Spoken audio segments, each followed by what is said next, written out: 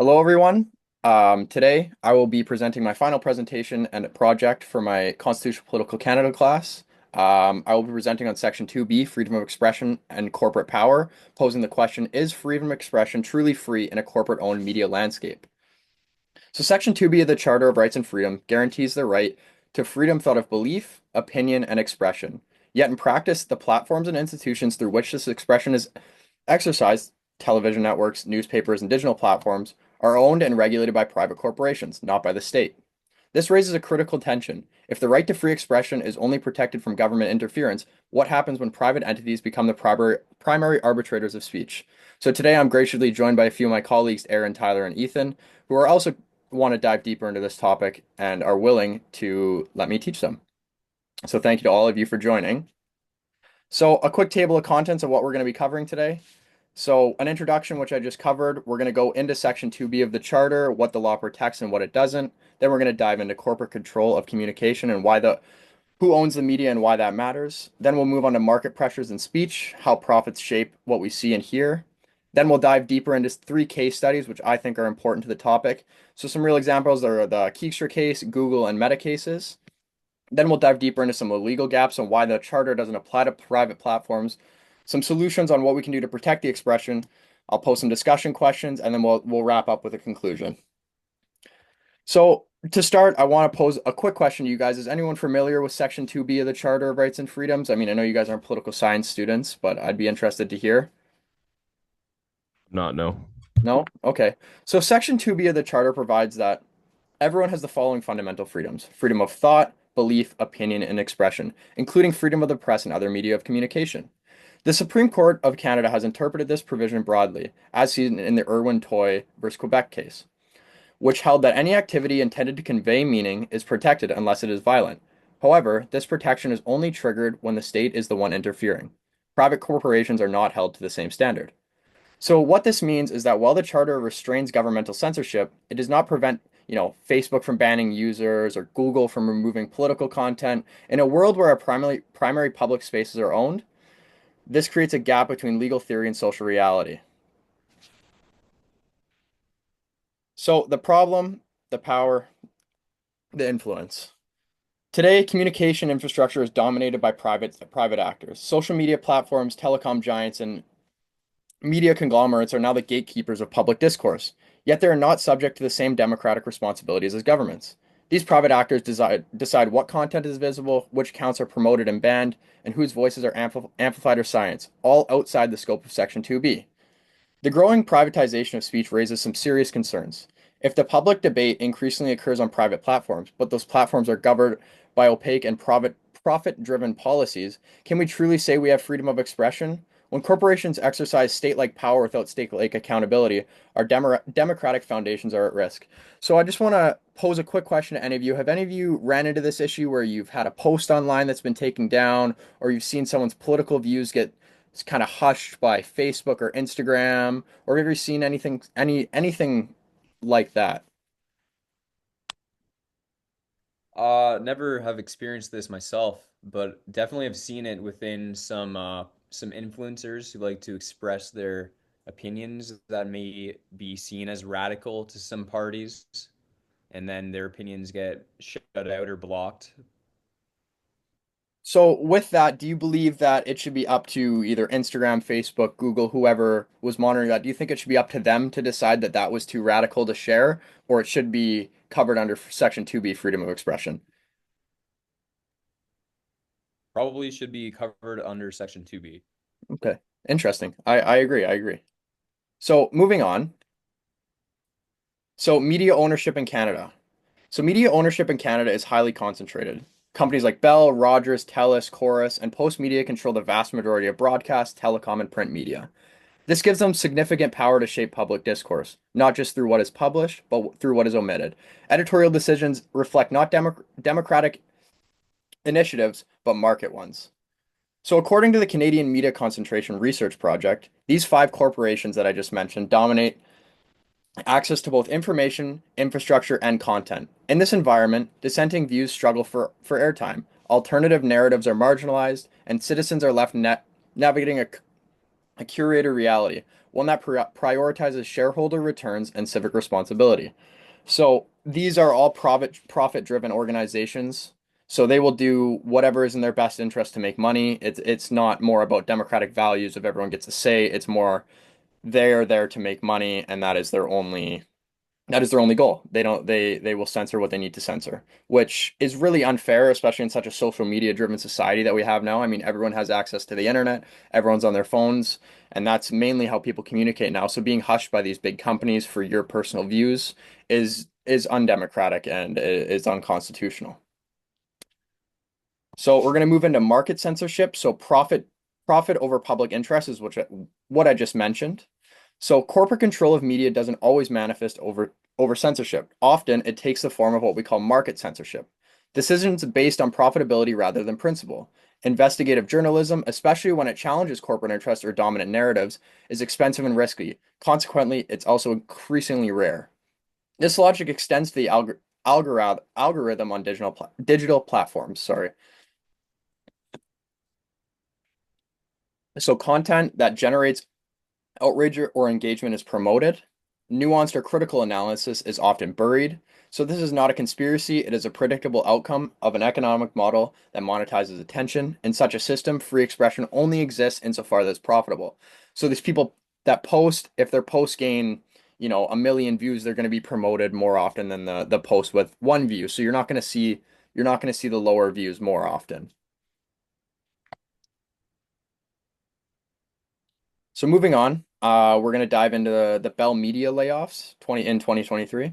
So in 2023, Bell Media laid off over 1,300 employees, including hundreds of journalists. Local newsroom access across the country was shuttered. These decisions were made to satisfy shareholder demands, but they came at the expense of public discourse. Communities lost access to reporting on local policies, politics, health, and justice. So this case really reveals the fragility and expression of profit-driven media environment. When economic efficiency dictates whose stories get told, democratic values are undermined. The public's right to know becomes collateral damage in a balance sheet. So essentially, they're in there for profit. Your opinions and your political views per se or whatever you're posting does not matter to them. They're simply just they're gonna push posts that are getting more views and they're gonna shush more people. They're gonna make sure that it benefits them in the long run, opposed to yourself. So moving on to platforms and new gatekeepers. So Facebook, YouTube, and TikTok shape speech, algorithms control visibility, and community guidelines replace laws. So social media companies are now the primary platforms for communication. Facebook, Twitter, or X if you call it, YouTube and TikTok shape what billions of people see and say per day. But these platforms are governed by opaque terms of service, not constitutional law. So content moderation decisions made by AI or outsourced workers determine whether posts stay up or come down. Algorithms determine visibility, corporate partnerships influence news feeds. These mechanisms are not neutral. They reflect the values and incentives of the platforms themselves. So has anyone seen anything like this? I mean, I know everyone uses TikTok or X or YouTube, and have you seen that, most people, if you ask them, their algorithms will look similar. We'll all see the same YouTubes or TikTok videos every day because these are what's getting pushed towards us in an attempt to almost influence us or how we think and our views. So has anyone had an experience or heard of anything like that?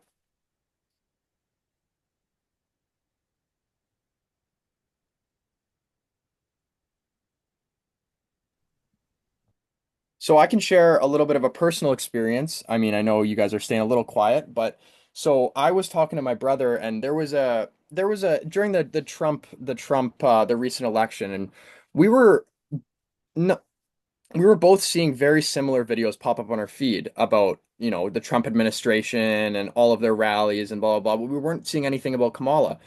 And we came to realize that, they're pushing a lot of this towards us just simply because, maybe we've liked a couple of the posts in the past and what have you. Maybe, I think my brother followed Trump on Instagram and they were heavily, heavily pushing all of this media towards us. I think in an attempt to influence us, but nevertheless, we never saw anything about Kamala Harris or the Harris administration on our feeds. It was all just owned by Trump. which I thought was a very interesting thing that TikTok was doing. So moving on, we're going to go to the legal gaps in digital speech. So here lies the core paradox. Digital spaces feel public, but are governed privately. The charter does not apply to corporations. This means that there is no legal remedy when speech is silenced on a platform like YouTube, even when that platform is the primary way someone communicates with the public. Without legal oversight, moderation policies are shaped by commercial risk, not civil rights. Marginalized voices are especially vulnerable, as they may be disproportionately flagged or de-amplified by systems designed for mainstream norms. This legal vacuum allows private platforms to function as unaccountable regulators of expression. So a company like YouTube, they can take down any speech, they can take down any video, they regulate what goes on their app, but that violates, some sort of Section 2B rights that a Canadian has based on their freedom of expression. But the laws that govern the government, if they were to do that to someone, do not apply to these private entities because you're posting on a private space, even though it feels very public as you're communicating with everyone. So that's where the gray area comes into this topic, where the Constitution does not apply to these private entities.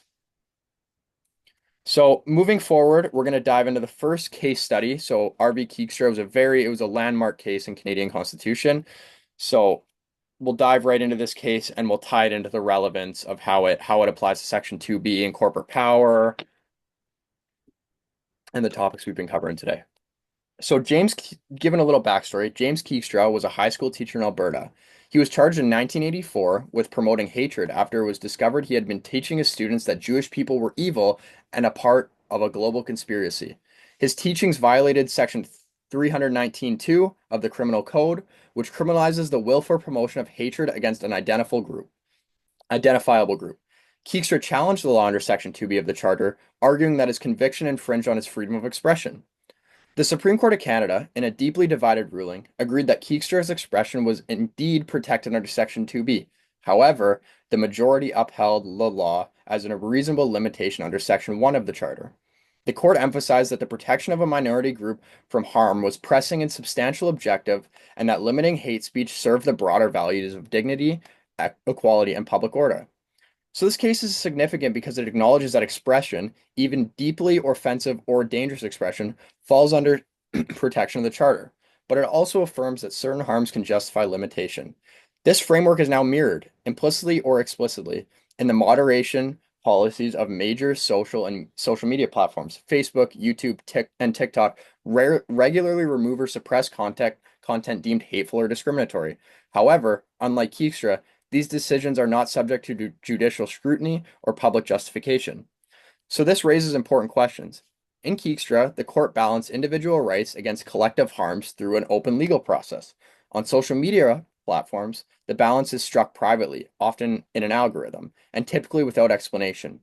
Harm reduction becomes a blanket justification with no obligation to consider fairness or proportionality. Platforms risk over-censoring or inconsistently applying their own rules. Thus, Keekstra becomes not just a legal precedent, but a cautionary lens. Corporate power can mimic state authority without adopting the corresponding responsibility to rights or reason. So in the Keekstra case, like we said, he was a teacher. He was teaching, hateful views about the Jewish culture and Jewish people. And he went through a large legal process and it was a judicial and they had a jury. But a lot of times TikTok or Instagram or YouTube, they can deem something hateful and they just take it down with no justification. They don't have to provide any legal documents. There's no rational thinking behind it. It can often just be an AI algorithm deeming that it's hate speech and they can just take it down without having any sort of judicial power, which is really interesting since in such a social media built landscape nowadays, it's so hard to in such a social media built landscape, it's hard to believe that these companies can just rain down whatever they deem to be correct without any sort of justification or any sort of constitutional thought.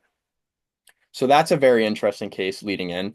But leading into our next case, we are going to be exploring the Google ad ban in 2019. So during the 2019 Canadian federal election, the government implemented new regulations through the Elections Modernization Act, requiring online platforms to maintain a registry of political advertisements to promote transparency. Rather than comply, Google chose to ban all political ads on its platforms, citing difficulties in meeting the requirements. This decision had a chilling effect on democratic participation. While major political parties could afford alternative means of outreach, smaller parties and independent candidates who rely on targeted, cost-effective digital ads were disproportionately silenced. Voters lost access to a fuller range of political ideas. While Google did not break the law, it is a unilateral response. Its unilateral response shaped the boundaries of electoral expression. What makes this case so revealing is how a private company was able to reshape the electoral communication landscape with no consultation or oversight. In the name of regulatory avoidance, Google opted for censorship by abstention, and yet there was no legal challenge available under the charter because Google is a private actor. Section 2B simply did not apply to them. This illustrates a growing asymmetry in our democracy.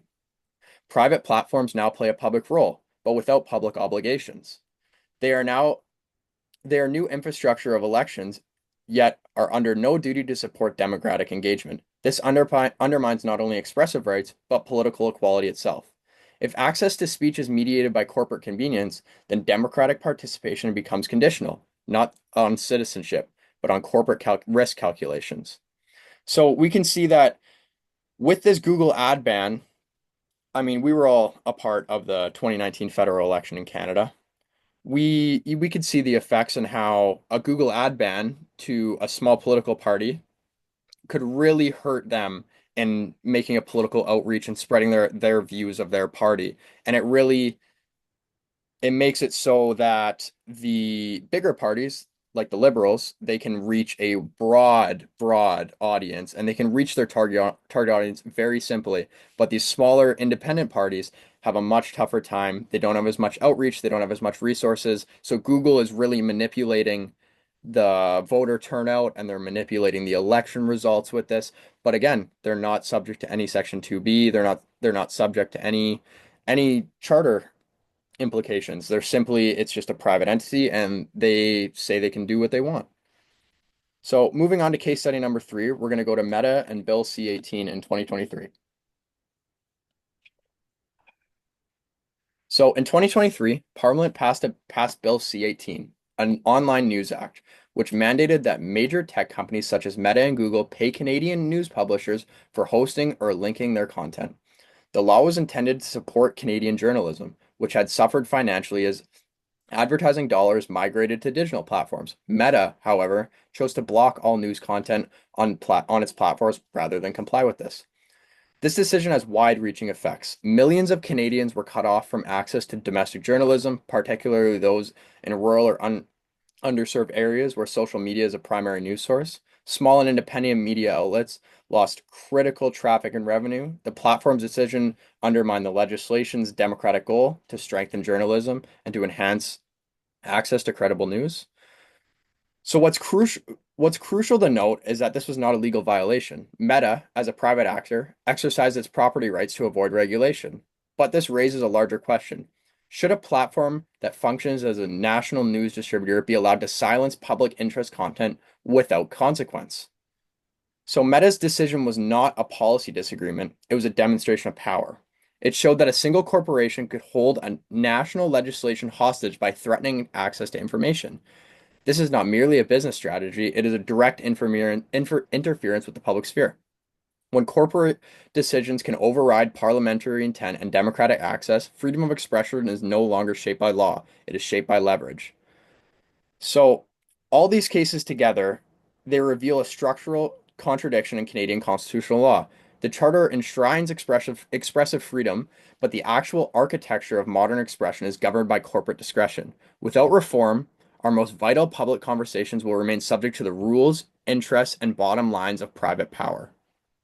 So this is just doing my research on this. This was very intriguing to me, just knowing that in such a technology driven and social media driven society, where now our freedom of expression is now governed by the rules and the regulations that these private entities and corporations make, and we have no say. They can ban us, they can delete our accounts, they can do anything like that. So I'm wondering from you guys what you guys think about that. If it's just anything's clicking in your brain about how these private companies are really running what we can and can't say, and they're ruling our conversations we have with people, and they may be taking down things and anything of that sort. I want to see your guys' input on that if anyone has anything to say. Well, I think I would just like to ask, what would you say they do? Like for TikTok to remove something and not give any reason, like you're saying that they don't have to bring in the courts in any way, they just are allowed to do whatever. Like what would you say is done to prevent that instead? Would you say maybe somehow the court gets involved in those decisions as well? So Or right now, Ethan, that's a great question. So right now, the charter applies to Canadian citizens and it does not apply to corporations. So they're not subject to any charter rights or violations in that matter. So they don't have to abide by the Section 2B charter rights. They can violate our rights. So if I were to post something on Instagram about the upcoming Canadian federal election, just for example, say I'm voting for Pierre Poilievre, and I think that anyone who votes for the Liberal Party does not have proper political views, they can deem that as hate speech and they can take it down with, no regard for my political views. Whereas in Keegstra, he was teaching, you know, foul views about the Jewish culture and Jewish people as a whole. And it was deemed that, them demonstrating it as hate speech was unconstitutional. It violated his Section 2B freedom of expression rights. So with him, he was protected under those rights with what he was saying. But for me, I'm suffering consequences of them taking down my post and my post not reaching people, and I'm not able to share my political views simply because Instagram deemed it that it doesn't fit their community guidelines. You see what I'm getting at here? So they're not subject to the same repercussions, if that makes sense. so you think they should be subject to like the 2B freedom of speech as well? Well, it's a really tough question. It's been posed many times, and there's not a super clear answer, but I just think that the interference in citizens spreading their information, just the fact that they interfere and they have such a freedom to interfere, is really a pressing issue, especially in the Google ad ban. That was a federal election and they were, in a sense, manipulating the outcome of it because they weren't reaching their target audience. And a lot of people were getting all their information from social media, and not as many people read news outlets, or they don't read up on, forums online or whatever. They're getting most of their information from these social media websites and these places online. So the fact that they can ban the ads and they can ban the outreach of these political parties, it really does have a substantial effect on the outcome of the election. Yeah, I 100% agree because like you said, like I don't really keep up with say like the news or the newspaper articles or all that. Like I kind of get most of my news, I would say, from like Instagram really. Yeah, And so, yeah, and it for sure that. 100% has an effect on what I'm seeing. Yeah, for sure. And I'm sure your story is the same as a lot of people. They get a lot of their information from these social media platforms, and in a capitalist society where these are privately owned, profit-run companies that are ordering this, they're doing it strictly for profit reasons. You know what I mean? These aren't focusing on our democratic values as citizens. They're just focusing on how much money they're going to make in the end and what decisions they can make to maximize profits in the long run. So it's a really, really interesting dynamic. But moving on, we're going to go from some lessons from the case studies. So these three case studies demonstrate a critical pattern. Private companies now regulate public discourse. They do so without transparency, without appeal, and without public accountability. They are not elected, and they are not bound by the charter. Each example shows a new form of censorship, market-driven, opaque, and global. While the state can only limit expression through laws that pass constitutional scrutiny, corporations can and do silence speech unilaterally. This asymmetry poses a growing threat to the democratic discourse. So they have no legal limits. They can do as they please when they please. It's a very, very interesting thing with such a new thing coming up. I mean, social media is, within the last 15 years, it's really blown up, and now we are really a technology driven society and social media driven society. So seeing all these companies have so much power even over our democratic rights it's enamoring almost. So what needs to change? So legal scholars increasingly argue that we need new protections for digital expression. Some propose extending charter-like obligations to dominant platforms. Others advocate for digital rights, laws that guarantee transparency, due process, and access to digital spaces. Governments must also regulate algorithmic the algorithms. Platforms should not be required to disclose how content is promoted or suppressed. Platforms should be required to disclose how content is promoted or suppressed. And where private forums function like public utilities, they should be held to public standards. Without reform, the right to free expression will only exist on paper, eclipsed in the real world by the power of these platforms. So, moving on from that, I want to pose a couple questions to you guys. So, if anyone has anything to say, I'll read them off quickly. So, should private companies like Meta or Google be subject to the same legal limits as governments when it comes to free speech? Question two, do you think it's fair that private companies can decide what we can or can't post? Question three, can we trust corporations to regulate speech fairly when their decisions are driven by profit, and what are the risks? So if anything of those questions pops out to you guys or anyone has anything to say, I mean, just speak up and we can have a little discussion if anyone wants to jump in.